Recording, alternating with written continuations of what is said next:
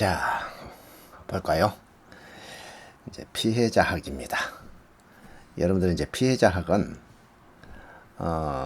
피해자한테 관심을 갖게 된 역사부터 사실은 보셔야 해요. 근데 여기 지금 좀 축약을 많이 하다 보니까 그 내용을 다 넣지는 못했습니다. 특별히 여러분들 프라이 여사라는 사람 좀 기억해 주시고요. 프라이 여사 이분이 피해자 보호에 대해서 맨 먼저 공적 보호, 국가가 피해자를 제3자적, 가치 중립적 이런 상태에 내버려 두는 것이 옳지 않다. 국가가 공적으로 그들을 보호하고 구조해야 한다. 라는 얘기를 프라이 여사가 합니다. 자, 이 부분 하나 정리해 놓으시고요. 자, 학문으로서의 이제 피해자학을 좀 볼까요? 이제 과연 피해자학은 피해자 학문으로 볼 수 있느냐 아니면 범죄학의 한 분과냐라는 얘기거든요. 자, 일단은 범죄학의 한 분과로 보는 것이 맞다. 다시 말해서 독립과학성을 인정하고 있지 않다는 얘기예요. 그런데 맨델존은 독립과학성을 주장을 합니다. 주장을 하고 헨티는 아니다. 그냥 우리 범죄학의 한 분야로서 볼 필요가 있다. 이렇게 이제 얘기를 합니다. 최근에 여러분들 그 뉴스에서 보면 피해자화라는 얘기를 많이 듣죠. 2차 피해를 당했다, 3차 피해를 당했다 이런 얘기를 하거든요. 통상 2차 피해를 많이 얘기하는데 키플과 람렉이 피해자화 3단계를 얘기를 합니다. 자, 커플이 남의 넥타이를 메고 잡아당겼다고 이렇게 보시면 돼. 여러분들 전부 다 지금 사실은 뭐예요? 사람 이름을 암기하는 거예요. 사람 이름 없이 주장 내용이 따로 놀아버리면 아무 의미가 없습니다. 다시 한번 강조하십니다만 사람 이름 암기할 때 나름대로의 경험칙을 잘 접목을 해서 연상기법을 활용하라는 얘기예요. 커플이 남의 넥타이를 잡아당겨서 피해자를 만들었어. 자, 1차 피해자화 직접적인 피해를 말합니다. 직접적인 피해자, 신체적, 경제적, 정신적. 자, 2차 피해자는 범죄 처리 과정에서 경찰이나 또는 피해자의 정신적, 사회적인 상처를 남기는 것을 말해요. 참고인 증언, 사실은 참고인 증언 이거 사실은 피해자를 말합니다. 참고인이라고 하는 것은 고소자란다. 자, 피고인, 변호인 등의 반대 신문을 통한 프라이버시나 정신적 피해를 말한다. 이렇게.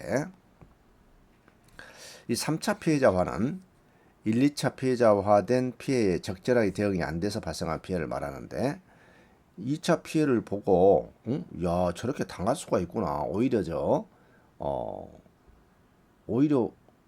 더 문제가 되네 해서 그 두려움으로 고소를 하지 않아 버려. 그래서 이것은 뭐예요?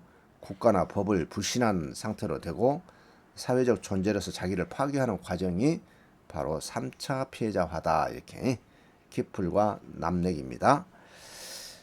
그 다음에 이제 비슷한 이제 유형으로 울프강이 얘기하는데 이 울프강 여러분 기억나십니까? 울프강에서 페라큐티하고 주요 패는 거 있었죠.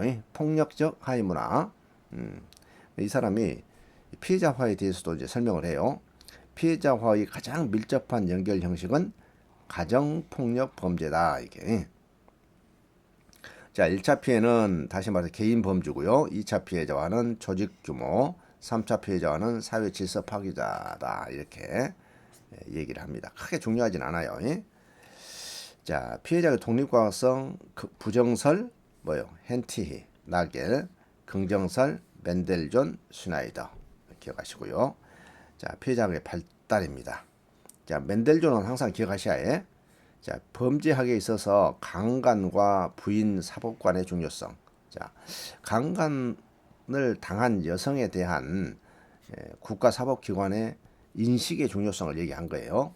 강간 범죄의 피해자 연구를 통해서 피해자학의 기초를 마련했다는 거예요.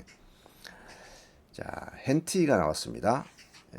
헌티라고 저는 읽었어요. 헌티를 입고 다니는 사람 약간 이상하죠. 피해자를 수동적 주체인 정적인 관점이 아니라 범죄화 과정에서 범죄의 발생의 원인이 될 수 있다는 적극적 주체로 인식했다는 거예요. 자, 범죄 피해자가 되기 쉬운 특성을 연구합니다. 자, 이건 뭐예요? 심리적 특성이겠죠.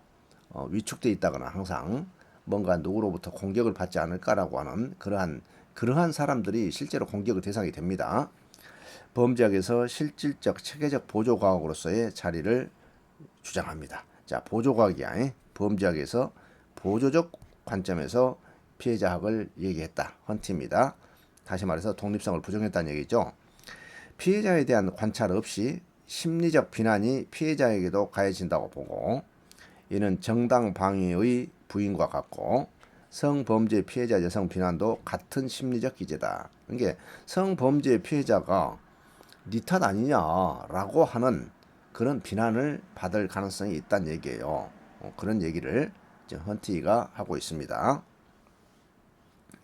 엘렌베르거, 얼른 베르나이, 얼른 베르나이, 얼른 버거 주세요 하고 얘기할 수도 있고요. 얼른 베르나이. 자, 범죄자와 피해자 간의 심리학적 관계라는 책을 통해서 인간은 순차적으로 범죄자와 피해자가 된다고 봤어요.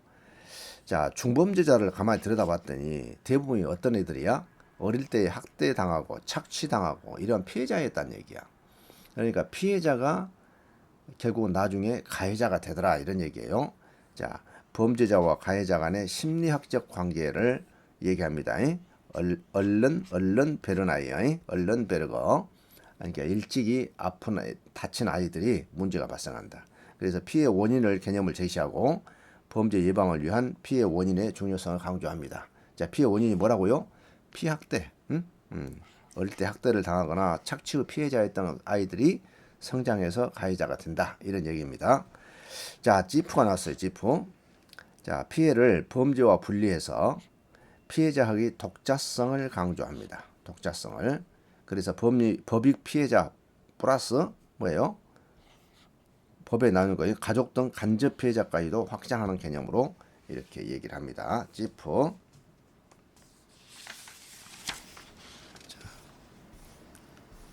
자, 여기까지 보시고 이제 범죄 피해자 분류